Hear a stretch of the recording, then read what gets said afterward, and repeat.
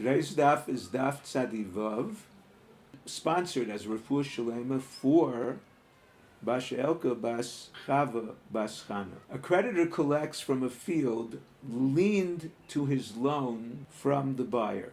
The Gemara explains, if it is Shevach Hamagia L'Chtefayim, improvement that reaches the shoulders, meaning grain ready to be harvested, that does not need the land, the creditor must compensate the buyer for the improvement. If it is not fully grown, it is part of the land, according to the opinion in the Gemara that the buyer cannot compensate the creditor with cash. The land is the creditor's, and the improvements are collected through the lien. According to the opinion that the buyer can compensate with cash, the creditor can collect the improvements only if the property is an apotiki, a specific parcel of land that guarantees the loan upon default. The takonas hashavim applied to a buyer. A thief can keep improvements to encourage him to compensate his victim.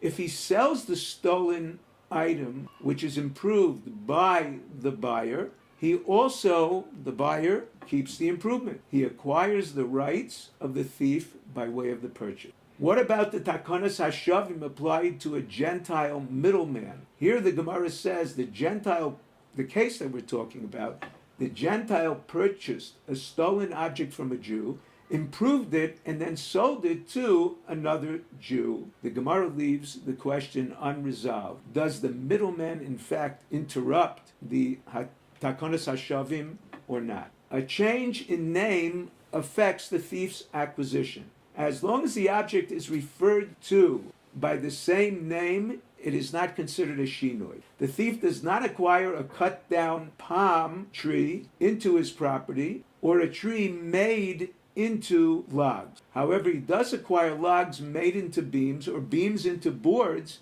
the Gemara explains, because they are referred to by a different name. If the thief, for example, stole a lulav and separated the leaves, or leaves and made them into a broom, he acquires them. A psul hilchati balulav. If the middle leaf was removed, the lulav is disqualified as chaser. If it is split, it is not hadar. It is kosher on all the days except the first. According to the second version of the Gemara, if the leaf is removed, the disqualification is also one of hadar, of beauty. Either way, a disqualification is considered a change, and the thief would acquire.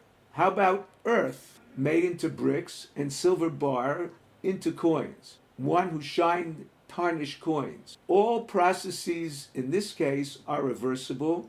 It is therefore not a shinui and not a kinyan gezela.